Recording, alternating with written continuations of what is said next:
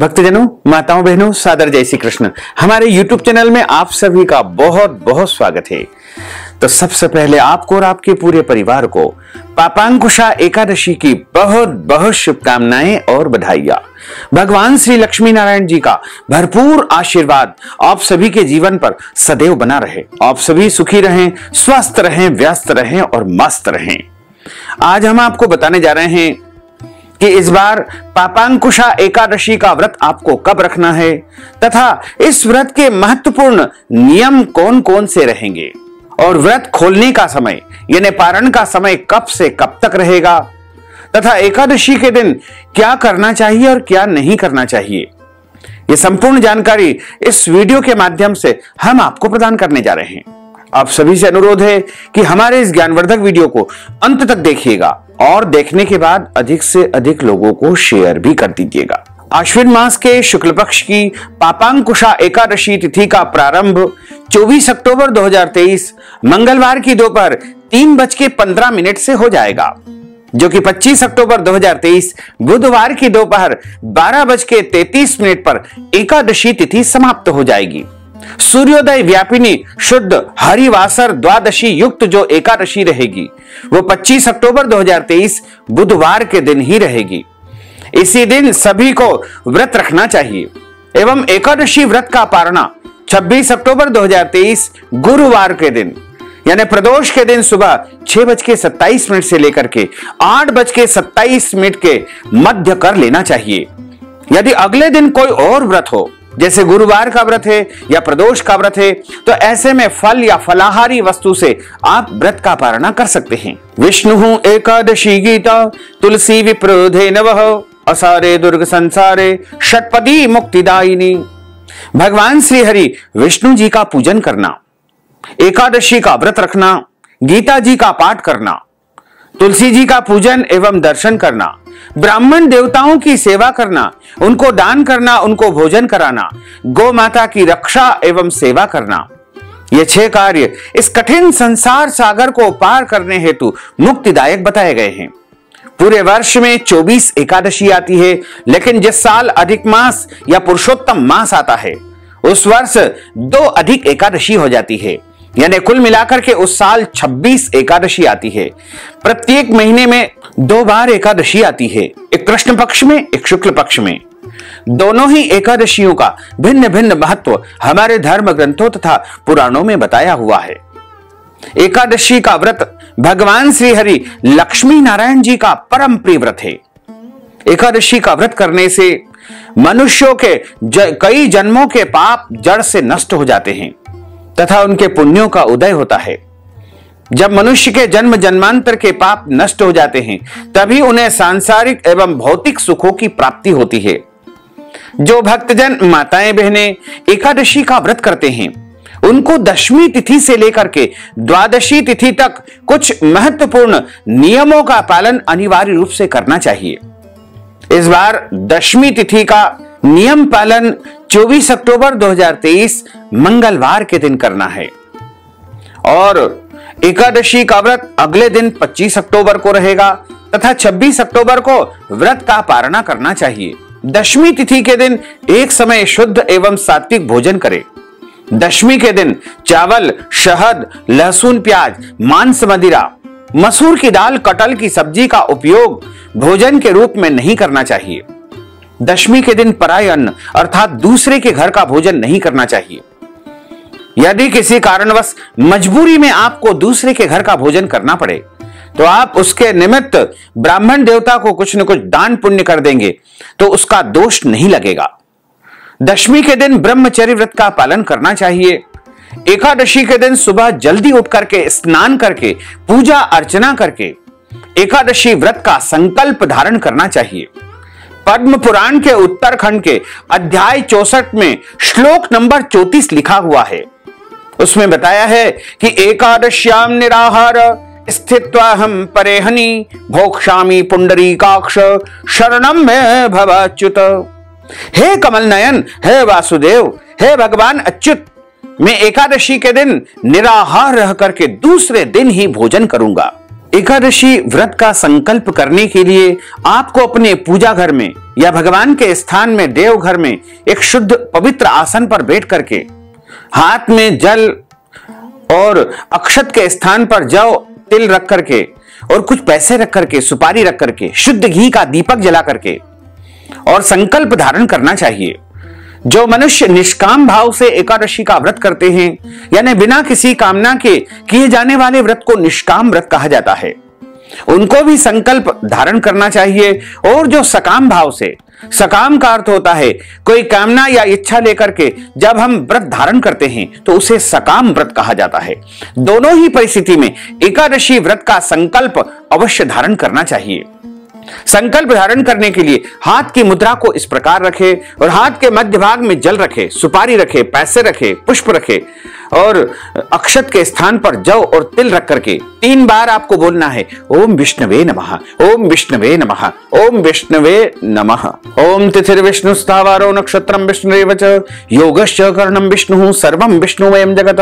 ओम विष्णुर्विष्णुर्विष्णुः श्रीमद्भगवतो महापुरुषस्य विष्णोराज्ञया प्रवर्तमानस्य अद्य श्री ब्रह्मणोहि द्वितीय प्रार्धे श्री श्वेतवाराह कल्पे वैवस्वत्मन् मंत्रे अष्टाविंशतितमे कलियुगे कलिप्रथम चरणे भूर्लोके भारतवर्षे भरतखंडे जम्बूद्वीपे आर्यावर्तांतर्गत ब्रह्मवर्तैक देशे अवंतिकायां विशाला क्षेत्रे मध्य प्रदेशे भोपाल मंडलांतर्गतैः भोपाल नाम्नि नगरैः संवत् 2080 मासा नाम मासे पुण्य पवित्र मासे आश्विन मासे ही शुभैः शुक्ल पक्षैः एकादश्यायां पुण्यतिथ्योः बुद्धवासरान्वितायां शतभिषा दिवस नक्षत्रैः मीन राशिस्ते श्री चंद्रैः मेष राशिस्ते श्री देवराज गुरोः तुला राशिस्ते श्री सूर्ये शेषेषु ग्रहेषु यथा यथम राशि स्थानित्सु एवं ग्रह गुण गण विशेषण विशिष्टायां शुभ पुण्यतिथौः। आप बोलिएगा मम आत्मनः। अब आप अपने नाम और गोत्र का उच्चारण कर लीजिए। यदि आपको अपना गोत्र याद नहीं है तो आप अपने गोत्र के रूप में ब्रह्म गोत्र भी बोल सकते हैं, क्योंकि प्रत्येक मनुष्य ब्रह्मा जी की संतान है। इसलिए किसी को यदि अपना गोत्र याद नहीं होता हो तो वो ब्रह्म गोत्र भी उच्चारित कर सकते हैं। श्रुति स्मृति पुराणोक्त वैदोक्त फल प्राप्त्यर्थम संकल्पित कामना संसिद्ध्यर्थम यह जन्मनि जन्मांतरे वा सकल दुरितोपशमनार्थम आदि देविक आदि भौतिक आध्यात्मिक त्रिविध तापोपशमनार्थम वात पित्त कफ जन दोष परिहारार्थम आदित्याद्यावाहित नवग्रह देवताः प्रसन्नार्थम सर्व देवताः प्रसन्नार्थम अप्राप्त लक्ष्मी प्राप्त्यर्थम प्राप्त लक्ष्म्योश्चिरकाल संरक्षणार्थम सर्वविध लक्ष्मी प्राप्त्यर्थम 10 विध लक्ष्मी प्राप्त्यर्थम बहुविध लक्ष्मी प्राप्त्यर्थम अष्ट लक्ष्मी प्राप्त्यर्थम भगवते श्री लक्ष्मी नारायण देवताः प्रीत्यर्थंच अद्य दिवसे आश्विन मासे शुक्ल पक्षे पापांकुशा एकादश्यायां व्रत कर्माहम करिष्ये। इस प्रकार संकल्प प्रभु को समर्पण करने के बाद हाथ जोड़ करके प्रभु से निवेदन करे, भगवान से प्रार्थना करे कि हे दीनानाथ, हे दीनबंधु, आज हम पापांकुशा एकादशी व्रत धारण करने जा रहे हैं। आप हमें पूरी शक्ति एवं सामर्थ्य प्रदान करें कि पूरे विधि विधान एवं नियमों का पालन करते हुए हम पापांकुशा एकादशी का व्रत रख सके और आपकी कृपा तथा आपके आशीर्वाद को प्राप्त कर सके। एकादशी के दिन सूर्य भगवान को अर्घ्य प्रदान करें, माता पिता को प्रणाम करें, तुलसी जी का पूजन करें, गौ माता को भोजन करवाएं या फलाहारी वस्तु खिलाएं। गौ माता का पूजन भी इस दिन करना चाहिए। जो मनुष्य एकादशी का व्रत करता है उसको किसी भी परिस्थिति में एकादशी के दिन अन्न नहीं खाना चाहिए तथा इस दिन अपने घर में चावल बनाना भी नहीं है और चावल का उपयोग पूजन पाठ में भी नहीं करना चाहिए। यदि आपके घर में एकादशी का व्रत होता है या नहीं भी होता है, दोनों ही परिस्थिति में आपको चावल का उपयोग बिल्कुल नहीं करना चाहिए। इस दिन केवल फलाहार करें। सर्वोत्तम फलाहार गाय का दूध और उससे बनी वस्तुओं को माना गया है और सभी प्रकार के फल भी फलाहार की श्रेणी में ही आते हैं। सूखा मेवा, ड्राई फ्रूट्स, मखाने आदि जो होते हैं वो भी फलाहार की श्रेणी में आते हैं। इसके अलावा आलू और साबूदाने और अन्य शुद्ध और सात्विक फलाहार का उपयोग एकादशी व्रत में करना चाहिए। एकादशी के दिन चाय काफी पी सकते हैं, कोई दोष नहीं लगेगा। जल भी पी सकते हैं, दवाई खा सकते हैं, कोई दोष नहीं लगेगा। फलाहार आप चाहें तो एक बार भी कर सकते हैं और 2 बार भी कर सकते हैं, लेकिन ध्यान रखें एकादशी तिथि समाप्त होने के बाद भोजन आपको अगले दिन ही करना चाहिए। कई लोग कहते हैं कि एकादशी तिथि तो अब समाप्त हो गई है, ऐसे में हम क्या भोजन कर सकते हैं क्या? तो हम आपको बता दें कि 25 अक्टूबर बुधवार के सूर्योदय से, वैसे तो हम ब्रह्म मुहूर्त सुबह 4 बजे से ही एकादशी व्रत को मान लेते हैं, तो आप एकादशी के दिन सुबह 4 बजे से लेकर के अगले दिन सुबह सूर्योदय तक आपको व्रत रखना है। इस दौरान आप 1 बार, 2 बार, 3 बार फलाहार कर सकते हैं, कोई दोष नहीं है। बार बार फलाहार करें, लेकिन ध्यान रखें अन्न का सेवन इस दिन बिल्कुल नहीं करना चाहिए। और एकादशी का व्रत यदि गर्भवती माताएं बहनें करना चाहती है तो वो अच्छी प्रकार से फलाहार करके ही एकादशी का व्रत करें। साथ ही जो माताएं बहनें रजस्वला धर्म यानी पीरियड में होती है वो भी एकादशी व्रत कर सकती है, लेकिन ध्यान रखें इस परिस्थिति में उनको भगवान का स्पर्श एवं पूजन नहीं करना चाहिए।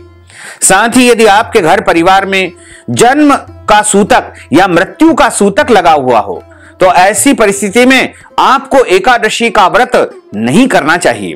जन्म और मृत्यु का जो सूतक है वो कलयुग में 10 रात्रि का बताया गया है।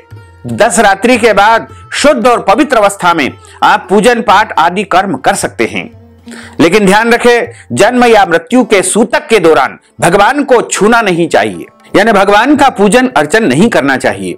एकादशी के दिन कोई भी गलत कर्म, अनैतिक कर्म, पाप कर्म बिल्कुल नहीं करना चाहिए। इस दिन झूठ न बोले, क्रोध न करे, लड़ाई झगड़ा एवं वाद विवाद बिल्कुल न करे।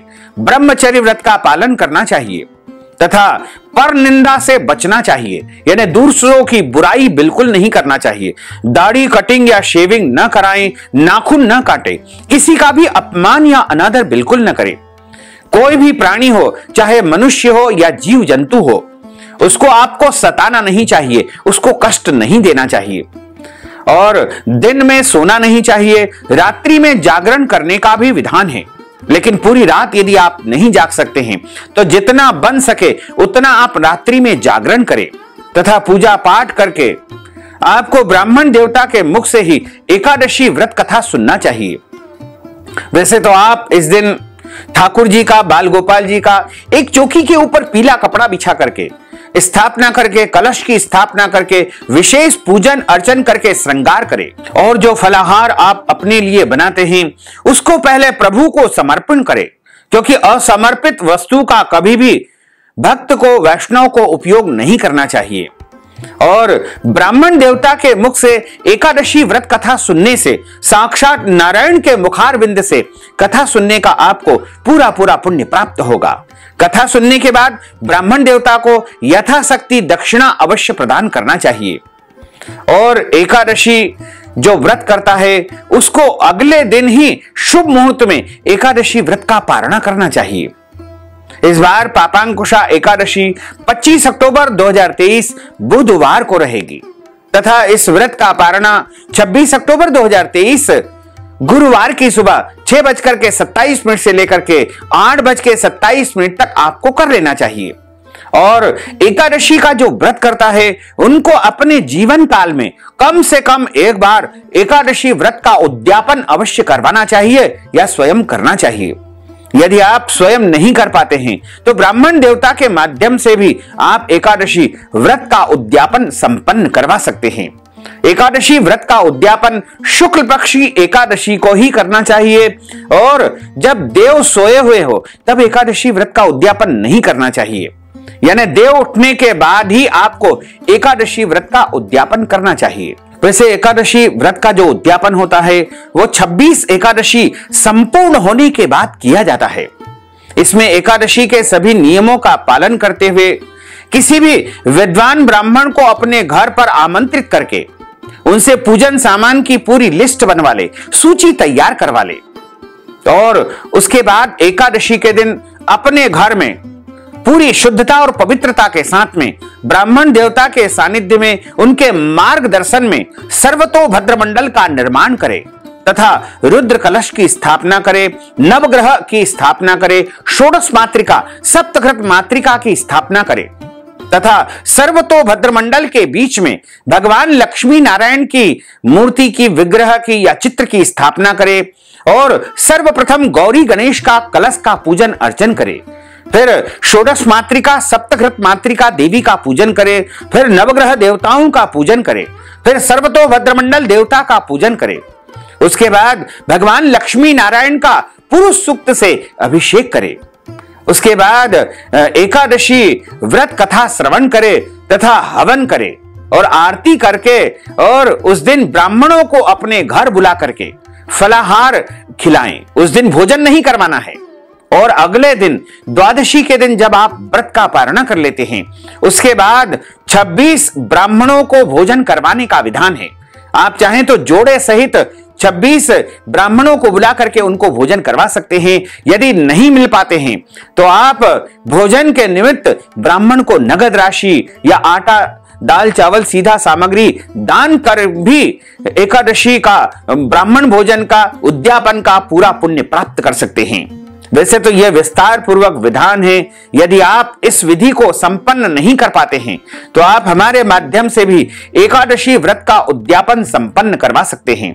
इस हेतु आप हमें अपना नाम और गोत्र भेजें और नगद राशि हमारे गूगल पे, फोन पे या पेटीएम नंबर के माध्यम से भेज करके एकादशी व्रत का उद्यापन आप संपन्न करवा सकते हैं। तो भक्तजनों, माताओं, बहनों, हमने जो ज्ञानवर्धक जानकारी आपको प्रदान की है, इसको आप अधिक से अधिक लोगों को शेयर करिएगा, लाइक करिएगा, कमेंट करिएगा। और यदि अभी तक आपने सब्सक्राइब नहीं किया है तो अभी और इसी समय सब्सक्राइब कर लीजिए ताकि इसी प्रकार की ज्ञानवर्धक वीडियो सबसे पहले प्राप्त हो सके। आपको और आपके पूरे परिवार को सादर जय श्री कृष्ण, सादर धन्यवाद।